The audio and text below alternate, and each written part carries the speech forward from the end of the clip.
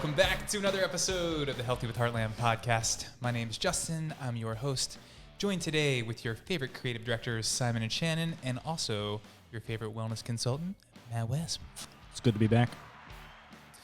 All right, guys, set us off with some announcements before we get into today's topic, which is going to be History of Heartland. We are doing our first podcast from the new building. Yes, sir.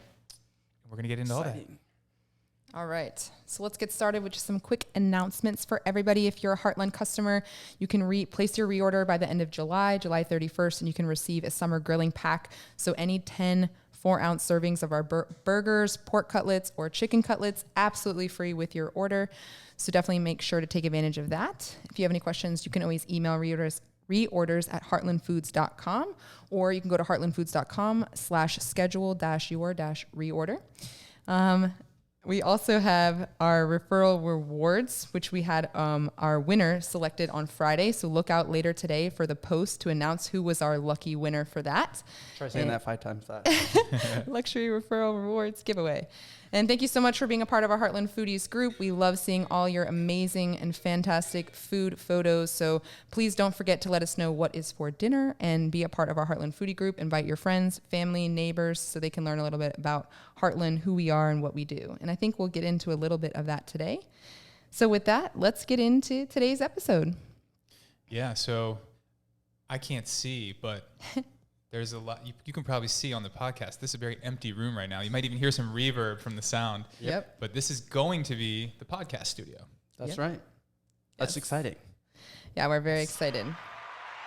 Things look a little bit different. You see the change in color. We've updated, and now we're green. We're finally all green. That's right. And I'm excited because, this is a pretty large building. I know we're going to get into it, but there's a couple different places that we could even hold the podcast. There's so much space and so many cool things that I feel like people should see as far as the building goes that I'm really excited to kind of show them. It's going to be great. Yep. Yeah. So I think with this transition, last weekend, we moved the entire company from Baltimore to this new facility in Frederick. It's been a crazy week. Yes. And everybody's just trying to figure out where things are right now. Yeah. Right. I think I've seen a couple people walking through the hallways and the warehouse and that kind of thing are like, where's this? Looking a Where's little that? lost, but still trying to figure it all out. Yeah, eventually we'll get there. Yeah, so this big transition just kind of has us all reminiscing about the origin of Heartland, how this whole thing started, and how far we've really come. So we want to give everybody a little bit of that background today. So if you haven't been with us for 20 years, we're going to tell you about the last 20 years. Yeah. That's right. Yeah, so 2003, that's when the original company Dutterers was bought, and that goes all the way back to 1939, the original Dutterers company. And at that point, they were pretty distressed. Mm-hmm. Things weren't going so well. We did an asset purchase for the company, and that's when Heartland Home Foods was born. So At that point, the Dutterers company was doing about $300,000 in sales annually. Wow. Last year, we crossed 12 million as a company, including South Carolina. So that's a lot of growth. That's right. Wow, that's awesome. Yeah, and the first facility, the one we just moved from, was about 10,000 square feet. This building, we were leasing there, so it wasn't really a forever home, and now we have our forever home. Yep. This is a 50,000 square foot building on 4 acres. So Wow. yeah, That's exciting. Lots of space to spread out, get some cool things done. yes. So at this point, we only need 30,000. I say only. We went from 10,000 to 30,000 that we're using, and then the rest is being leased out to a different company. So that's kind of where we're at now. But I've come a long, long way. The story of growth. Where do you feel like? You kind of have expressed it a little bit. What do you think? I think the biggest growth component is as far as growing. What do you, in your opinion? What do you think? I think just the obsession from day one about the quality of our products, customer service. We all freak out if there's anything negative. We're on the phone, calling this person. Absolutely. And I think most companies just don't care if they lose customers or, not everyone's going to love it. It is what it is. But we try to leave no man behind. Right.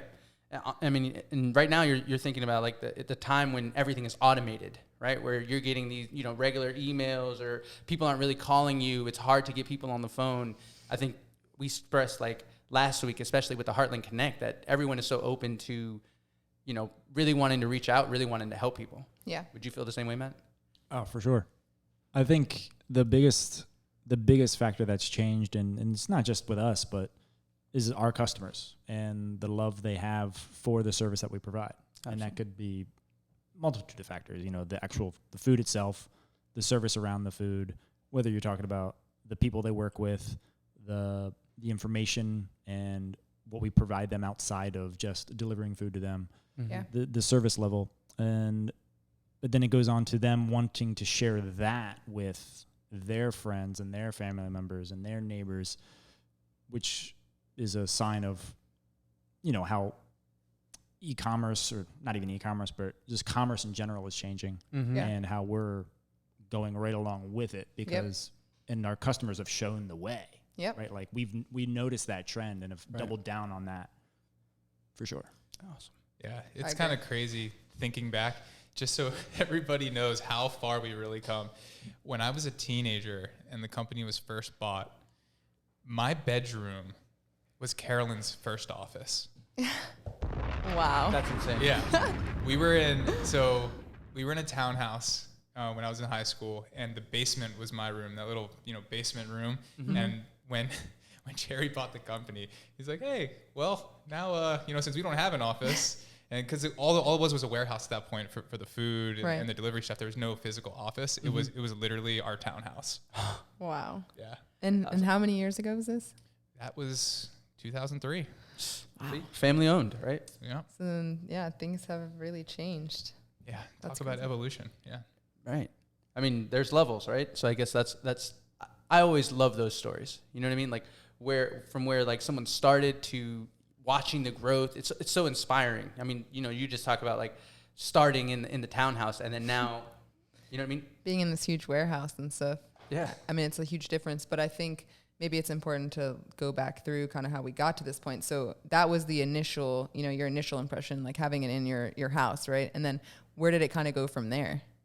So when Dutter's was originally bought, I guess they were leasing space in a really bad area of Baltimore. Okay. So I remember my dad driving me there and like literally being like, okay, like let's run into the warehouse. And they had like guns in there and everything, and it had been robbed before. It was in a really bad area. So yeah, I think that's part of why the office space operated out of our house at first. Right. Mm-hmm. Until we were able to lease the space that we just moved from. Mm-hmm. So yeah, I mean, there were two employees that came from Dutter's. It was Doug and Carolyn, and they both are now retired. They were with Dutter's and Heartland for 30, 40 years. I mean, an entire career. So some of the values and things, that's who I got to learn from, coming up with this. So they're really the people who set the, I guess, the culture from the beginning. Right. And I think you talked about it before, but didn't Doug like teach you how to pack the freezer and all that stuff, like all those techniques and things? That stuff you still, you still know all that stuff today. So you take that with you. Yeah. I earned the right to finally be on the truck after, working in the 0 degree freezer, packing orders for years. And was it like a rite of passage? It was. It was like, now I'm not in the 0 degree freezer. I get to, be in the truck driving around and then just delivering, which was interesting. I have a lot of respect for the delivery team because I know what they go through trying to deliver a freezer into a basement, down turns, and or putting a platinum grill up on a deck. Yeah. Shout out to the delivery guys.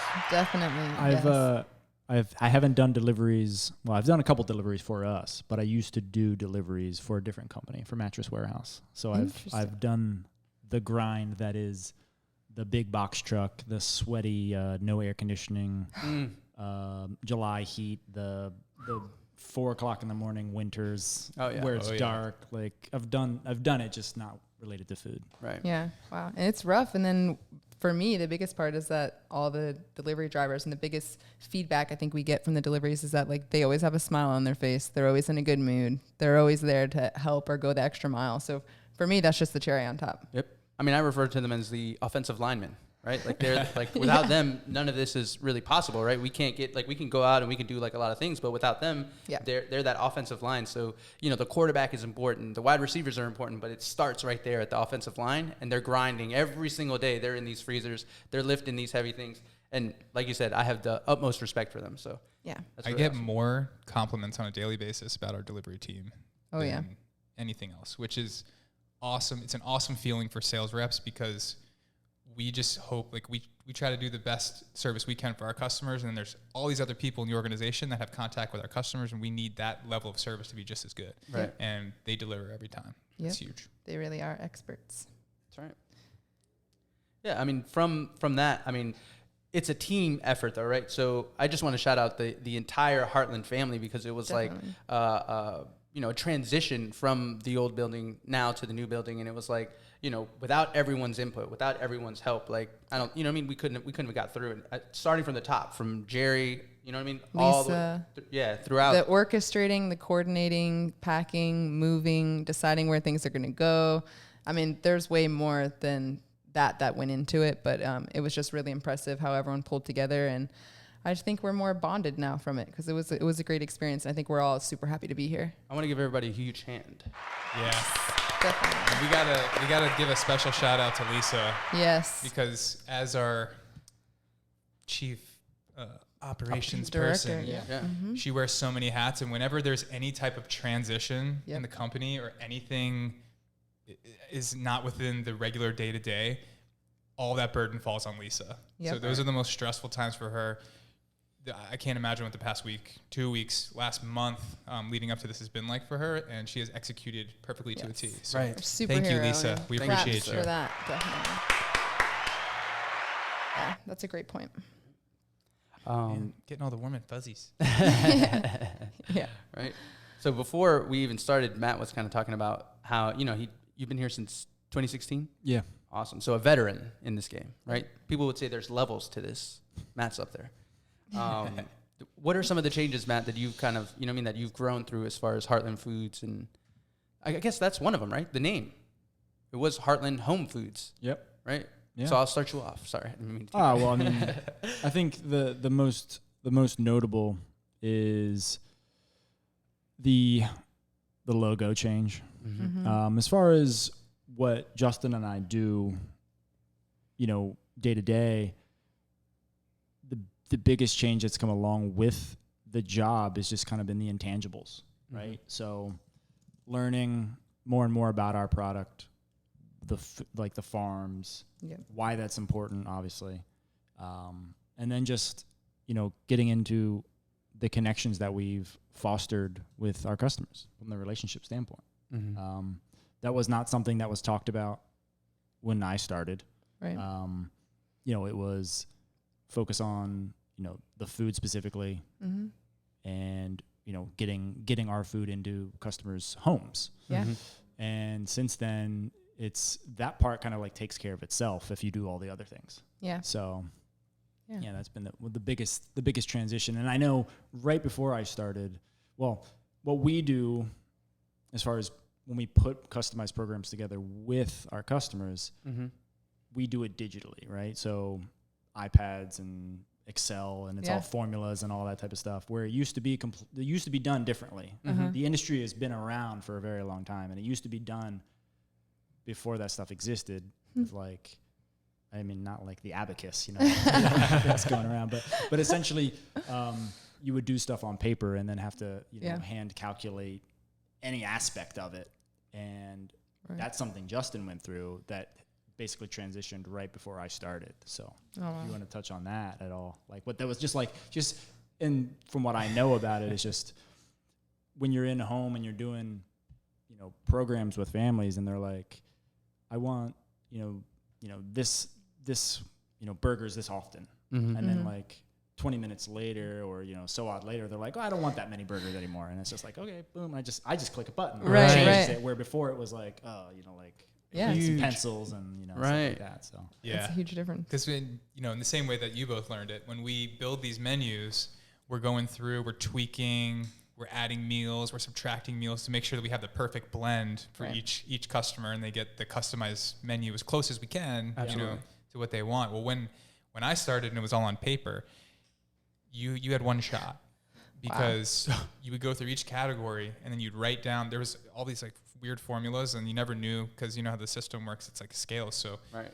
you never knew what the pricing was going to end up, and you had to just guess, and you had one shot at it. And if you wanted to change something, you had to go back and redo everything. So it took forever to build a menu.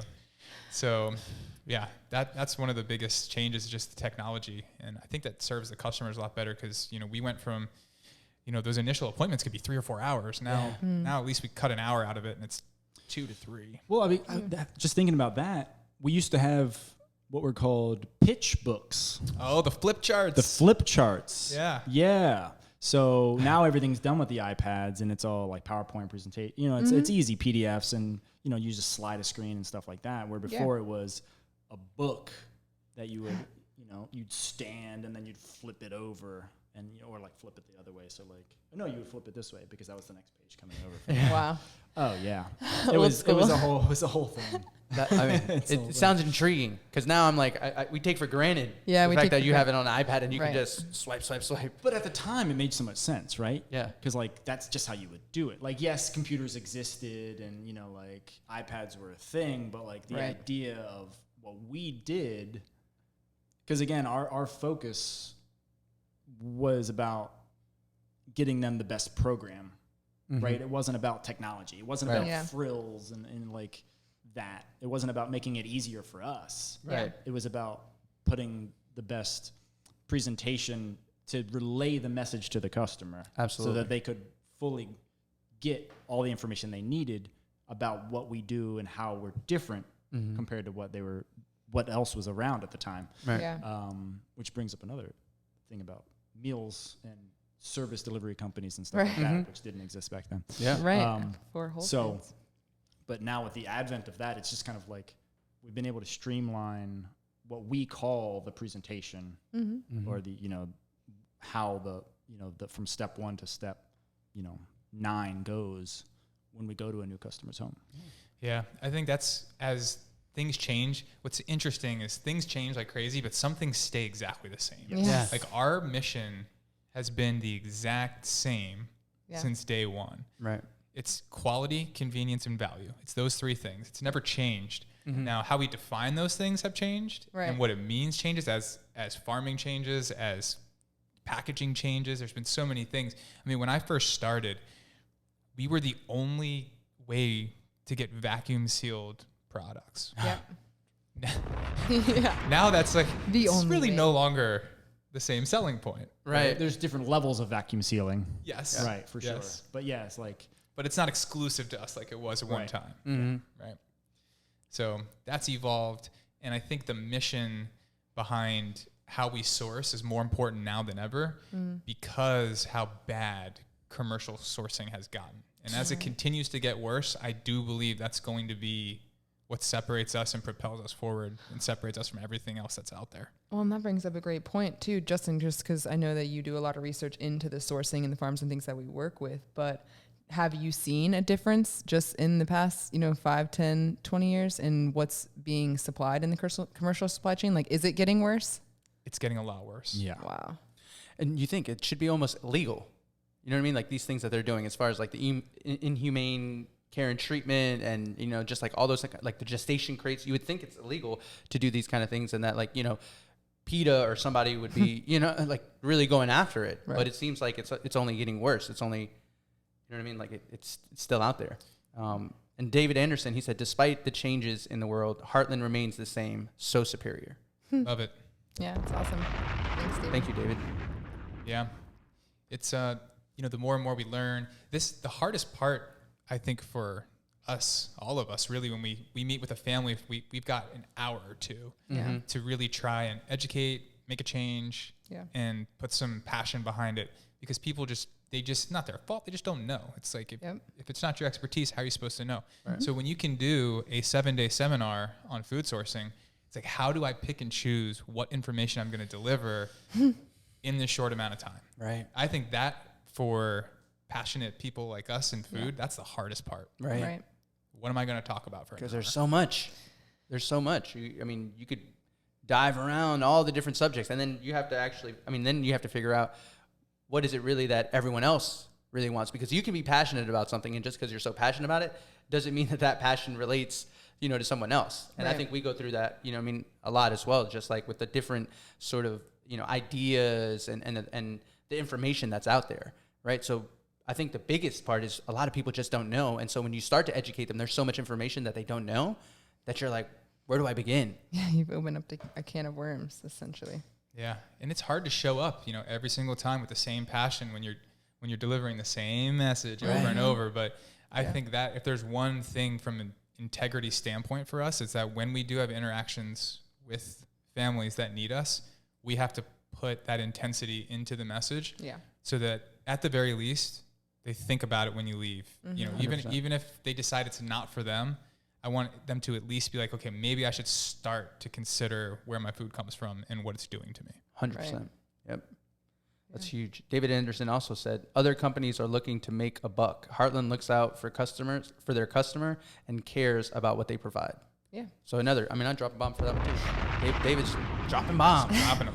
Well, you mentioned it earlier, Justin, but like quality, convenience, and value, it's like we stand upon all of those things, but maybe in a certain scenario, like one might matter more to a family, but it's fine because the whole program is derived around all three of them. So You're getting all three, no matter whether what. convenience Right. is important to you, you're getting it. Whether quality is important to you, you're getting the best quality stuff. So I think it's just, It's huge. Yeah. I mean, and then we were talking about, how as far as like the appointment, like how long it used to take. I think that adds into the part of the convenience, right? Now we're not in there for 3 hours. Now we can do this in a little bit, a shorter time frame, so that the family can concentrate on normal things, because food is one aspect of your life, and we don't want to sit there for hours and hours and hours on a time just talking to people and having them sort of like just held captive essentially, right? Now it's sort of streamlined so they could go out and they can experience this and have the convenience of the delivery as quick as possible. I mean, through COVID, we were still delivering in 3 days, which is, when you think about it, it's crazy. yeah, when things were shut down and closed, people weren't getting a delivery. No toilet for paper, weeks, no, and which I still boggles my mind, but it looked like without missing a step, Like we were able to keep providing these families. And I think that attributes to the growth, right? Like we've been through a lot of these things. And of course, Justin, and Matt, you guys can speak to this as well. It's like, we've been through, like a lot of things that necessarily maybe most customers and people, they don't necessarily watch or maybe even care about really. But at the end of the day, like it contributes to the convenience that they're receiving on the other end, and they don't notice, And I think that is another, you mentioned the warm and fuzzies. That's what I feel like this episode is all about. Yeah. Is not trying to toot our own horn, but just let everybody know, like everyone plays a huge role in this growth, and it's important. And I feel like we're the Patriots, even though I don't like them. everyone's passionate and willing. Right. And it contributes to the whole team. Like we have Jerry as Bill Belichick, you know what I mean? Like, and you guys are the Tom Brady's and the I don't know the Julian whole Edelman? I can't even- We're not Yeah, the you're whole right. roster. That's there wrong. it goes. Right? Like, Nice. It's funny you frame it that way. Patriots like football, but I feel like a patriot because we support local farmers and ranchers. We're fighting the World Trade Organization, even on our small scale. Double But entendre there. yeah. Yeah. And that's kind of what's shifting the mission for me is when we talk like quality, Yeah. how is not just your body, but how's it going to affect the environment? How's it going to impact ecosystems and the financial system? There's so many things that are tied into food and big agriculture, and where we're headed is bad. So I think the mission is changing. Mm-hmm. Right. Yeah, and our goal is, again, we don't shy away from any of that. Like we try to bring it out and put out this value and talk about these topics and educate people and share stories. And we really want to continue building this as a community. As we continue to grow, we grow with our families, with our customers as well. Yep. Yeah. And I know like we never talk about politics, but I'm going to talk about it for a second. Let's do it. Nobody on either side really cares about you. So if you're not going to take care of your family, no one's going to do it for you. That's right. Yeah. And that Kiss the Ground documentary was just awesome. I loved the exposing of, we know that regenerative agriculture is the answer Right. to reversing climate change, Yep. but there's no money in it. Right. And in 2015, when they brought all the countries together for this summit, 60 countries signed on. The only 3 countries that actually mattered that didn't sign on were India, China, and the United States. Oh, that gave me the chills. That's crazy. Wow. And, these politicians get on TV, they say they care about climate change. They don't. Neither side, by the way, because that was Obama's administration. If there was ever an administration that was going to care, that was going to be the one. So it's just, money's controlling everything. So take control of your own house because no one else is going to help you. Right. And you think about it, like you talk about that, and then on the other hand, the feedlot farming and factory farming is still legal. Well, everything's I'm going supported, back to, right? You know what I mean? Like here we are, like we're talking about, like people not essentially like supporting you. And I believe, like everyone has a choice, right? Like it's you're free, essentially. That's why we live in this country. You're free to make whatever decision you want, but the information is out there. Yeah. If you're out there and you're making the choice with the information to not eat cleaner, safer, healthier food. But isn't the dynamic more so of if people had the information, then they would care. So how do you get them to care before they have the information? That's the hard part. Yeah. Is people think they are. Right. A lot of consumers think they are because of marketing. Yeah. Which goes back to, the fact that is the answer, but it doesn't matter. Like it's not, without enough people making a difference, the continuous consumer patterns that happen, if they don't change, nothing will change.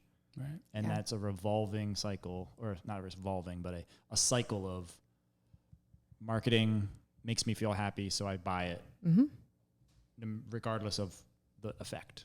Yeah. Right. And it's mental. And Yeah. it's ignoring the physical. Sorry. It's ignoring the physical potential changes because the mental side is saying yes. Like, in a sense, it's kind of like addiction, right? Yeah, absolutely. Right. Like, you have, and I'll use like sugar. Like, I've been eating a lot of sugar recently, and I hate to admit it, but and it came to a realization yesterday for me. Like, I was like, man, I really, I've been having these cravings for these things, and I'm like, but I know it's terrible for me. Yeah. But in my head, I'm still thinking, but I really still want it. And I'm like, whoa, that's addiction. Yeah. Like that was the moment right there, and I was like, oh, I got to stop this. Right. Yeah. So like, when you consciously make a decision to do something knowing that you shouldn't and it's bad, but you do it anyways. Yeah, right. For the immediate mental gratification. And it's not even like my body feels great because of it. It's like, probably feels worse actually. It's like, oh, I knew I was going to feel like this. Yeah, I feel but terrible. I did it anyway. Right. Yeah, so it's just kind of like, but it's that mental, I could hear myself still saying, wow, but you should do it. You should do it. What a surreal. And I'm like, no. But it's like, yeah, but you probably will, right? Like when it comes down, when it's presented to you, you'll say yes. Like you won't say no. Right. Yeah. And here's what happened. My mom lives locally in Frederick, which is great because I'll be able to see her more coming to the office. Oh, so it was great to see her. So when I was there this morning, she had donuts. Guess what Matt did? Had one? I ate a bunch of them. Not one. They were Pop-Ums. They weren't like the Okay. big donuts. They Yeah. were like little donut hole Pop-Ums is what they were called. Gotcha. I mean, I ate a bunch of them because they were presented to me, and it was Right. harder for me to resist Yeah. Right. because they were right there. Yeah. And I didn't even have the conversation. Nowhere was I like, I shouldn't eat these. Like I was immediately like, yes, I can't wait to get them. Wow. Proximity. Yeah, I know we talk about like, at least for me and for us, like we can't have it in the house because then it's going to get eaten. So That's like it. if it's near me, if I put myself in that situation, if I allow for that decision making like opportunity, I know I'm going to make the wrong decision. But I think it's because of how we're programmed. I think it's because of how like society is. It's a lot of those things as well as like the actual physical addiction to sugar and things like that. Do you ever go through this? I mean, I still go through this. Last night, got home, long day. It was like 10:30. I left at like 8 a.m. Went all the way around the world yesterday. Fredericksburg, California, Maryland, all the way back. And what we do when you're driving in the car for 7 hours out of the day, it doesn't sound like it's exhausting, but it can be draining. Yeah. Like, And it's like I was hungry, right? And I had my meal prep, done for the week. I had eaten it all day. Took my food with me in the car, did everything I was supposed to do.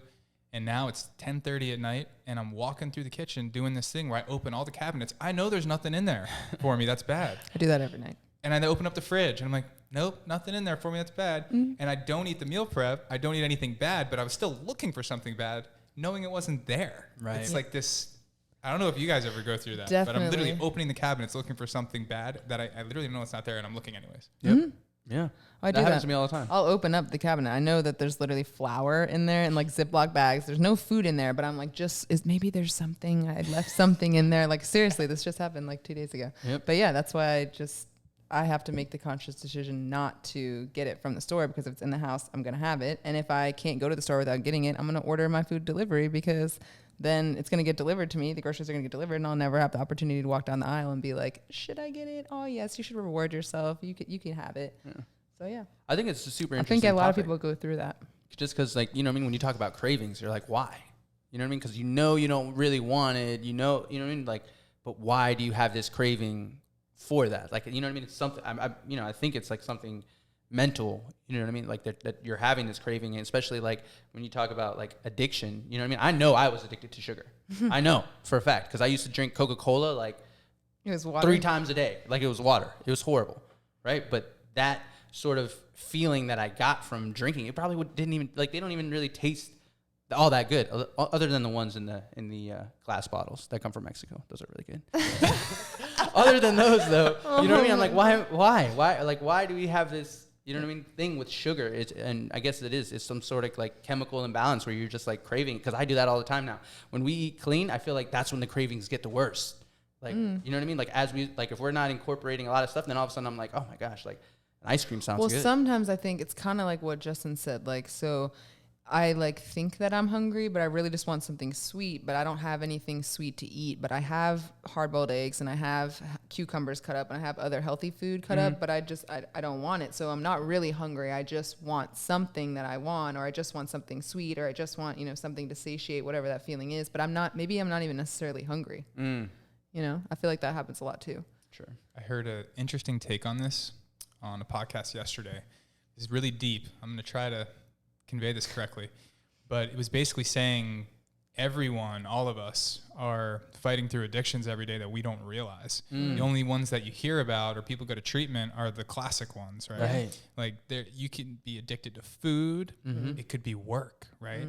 So just because you see somebody who's eating perfect in the gym like crazy, they're chasing the dopamine hits, right?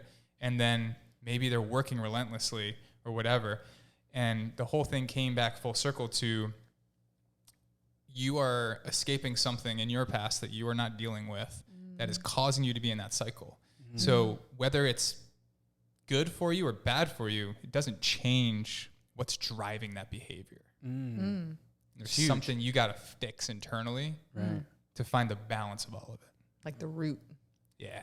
Wow. I mean, that makes sense. Yeah. Right. Like, why am I so obsessed with eating perfect? Like, certain people are working out twice a day or having to be in the, 4% body fat. Yeah.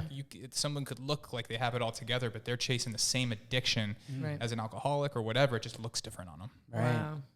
And then I guess you go back to like, what's worse, right? Somebody who's addicted to working out or somebody addicted to food. You know what I mean? So you have to, I think it's about personality too, right? Because I think it was on like a Grant Cardone podcast or something. He's like, yeah, I'm addicted to work. You know what I mean? Like, I'd rather be addicted to work. He's like, he used to do. Well, because he's like, if I wasn't, he had a really horrible past where he's like, I'd be addicted to other things. So he's like, that's what he channels. I think that just proves like exactly what you're saying is that he had to channel it in some other way, or else, I think that's phase one is creating, at least moving your addictions to things that won't kill you and things that are somewhat positive. Yeah. Right. But then there are things that get neglected that way. If you're going to work 90 hours a week, like I'm listening to this podcast thinking to myself and I'm like, who am I neglecting? Right. Like, what people and relationships am I neglecting because I'm so obsessed with That's true too. work or whatever? That's a great point. The podcast I was listening to yesterday, really interesting one that I stumbled across called My First Million. But it's basically these guys that interview really successful people in different things. But they were talking about one guy, he's the current, I think, big guy in Adobe right now. Nice. But what he does is like a calendar audit. So a lot of people look forward in their calendar to try and like adjust it and make changes to what better suit them. He looks backwards, like the past week. So he goes, all right, this is my last week.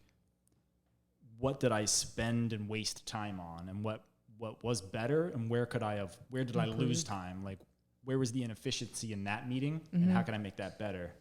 So and he was talking to me, use those same things, like, where am I neglecting or where did I neglect? Something got missed because I spent 2 hours doing this when that really only needed to be 15 minutes. Right. Yeah. Like, where could I have put the rest of that hour or, that time? So that's interesting way to say it. Yeah. So, Yeah, like reallocating your time. yeah. That's interesting. Or, like we're talking about, it's like in terms of being, addicted to work or something like that. Like, there's other things that are going to get missed because most of your time is being spent there. And we were talking about time the other day too, because it was like, a lot of the times we make excuses about time. We're like, I don't have time to do this. And then you really sit down and you break it down and you're like, You really could do it. what are you doing right now? You know what I mean? Like, right now you could be doing that thing that you're neglecting or whatnot. Yeah. But it's a balance. And I think that's the hard part, is like really finding the balance to everything. Yeah. Because that's a science in and of itself. Yeah. I think that's the hardest thing to figure out. Right. What makes the most sense? Like, how much time do you actually spend On XYZ. Yeah. Yeah. It's huge. We all have the same amount of time, right? Yeah. But we allocate it all. Everybody allocates it differently. Yep. And we have a hard time understanding people that are able to just allocate time better than we are. Yeah. It's part of your growth. And I'm sure it came with practice. You know what I mean? I would assume that it's not something that, everyone is like super good at. So, yeah. And the people that seem like they're pretty good at it probably have, Worked at it. Yeah. Yeah. Right. I would assume so. Or probably if you talk to them, they're probably still working at it. And it's not, because we like to think of even just adversity as like, something that you conquer and you get through, and then there should be like light at the end of the tunnel and there's no more adversity. When we have these conversations, it's like, it's just the next obstacle, right? When you get through it, there's something else in front of you now that you have to kind of get through. So let's say you conquer your sugar addiction. Now you're going another hill. There's something else, right? There's another form of adversity. And once you accept that it's never going to be perfect and there's always just going to be adversity, I think that's where you can start to like, build the balance. Cause then you're never going to be like, I'm going to have time to rest soon. You know what I mean? Like, when I get there, after I get through this, I'll be all right. Like, I'm going to have time to rest. If you don't think that way, if you're like, hey, as soon as I get through this, there's going to be something else. So I should just do all of this, to the best of my ability and let whatever happens happen. Right? We got off topic. We definitely did. We're Really going into I like this motivation, topic. your lifestyle. Yeah. We could talk about it. A question from David Anderson. He said, does Heartland have or will it consider having fruit snacks for kids? Fruit snacks for kids. I think we we we do. When what We way? do. Because they're part of the pantry package. We have fruit snacks. Yeah. I'm not happy with them as Yeah. far as the sourcing. right. That's something I'm going to be working on once we get up and everything's back to normal as far as operations. We want to do some upgrades to the pantry package. Wow, that'd be awesome. Yeah, that's on my list of things to do for sure. Awesome. Better sourcing, better options, replace some things like our sea salt with the Redmonds, real salt. Oh, yeah. Yeah. Oh, we we've bought that, transferred. by the way. Yeah. We bought that, by the way. We've been Now using we're on it it. and we love it. Someone's like, is there salt on this? I'm like, yes. There has to be salt on every single thing. I have an idea for that. What's that? Well, no, we'll talk about it offline. if Matt's it's got possible. ideas. I got an idea. I mean, for the pantry, I think it'd be great if Right. it's possible. Awesome. It's something to explore. I think that's part of the growth too, right? We were talking about like, the different sourcing and stuff like that. That's grown to like be what it is now. Like, it wasn't the same. We weren't sourcing the same, meats and vegetables that Dutter's was, right? That's Right. kind of grown. With us, yeah. Yeah. Yeah. And Now now when I first started, I can give you some background on that. It was vintage beef is what we found. It was a high level Angus. It was the best we could find at the time. Wasn't farm specific or anything like that, but it was better than what you get at the store. Right. Right. And that's all gets back to the beginning. It was vacuum sealed and it was 100% Angus beef, which at least it was genetically verified. Yeah. Wasn't mutt blend, Right. So at that point, I mean, that was as far as it went. Right. And it was that much better. We did Duroc pork, Okay. which is a good quality American pork. And then Right. obviously we found Cheshire, upgraded to that. We found Creekstone, upgraded to that. Murray's, all these things that we've done. And now it needs to be healthy. But I think the next phase of what everyone's going to care about and what we need to care about is regenerative sourcing. That's it. Absolutely. If it doesn't regenerate, I don't want to source it. Yeah. I don't want to source it if it's sustainable. It's not enough. Right. Yeah. That was a clip that just came out, I'm sure you guys saw it, was, sustainable isn't the answer anymore, right? Because that was all marketing done in the 80s. That's kind of like, for lack of a better word, sustained its way through till now, that it was like, let's eat sustainable. But now, just like you've been saying, and, I'm an advocate for it now as well, just from listening to you, is like, if we sustain, and Matt Mayer, like, if we sustain what we're doing, it's over. Out of luck. In the words of Justin, what does that even we die, mean? we're dead. Yeah. Right. Like, what does sustainable mean? Right. In fishing, for some people, it means it was line caught. Like, I took one fish out of the ocean. So that's sustainable. I didn't take a huge net and trawl and take a bunch of fish. Yeah. You're still taking from the ocean. Yeah. That's, Yep. at this point, it's just not enough to sustain. Right. True. Matt, what do you think about regenerative agriculture? And I think it's got a long road ahead. Mm. There's a lot of uphill, but it is what is needed and necessary. Because without it, it's just... Yeah, we're not heading in the right direction with whatever we're doing now.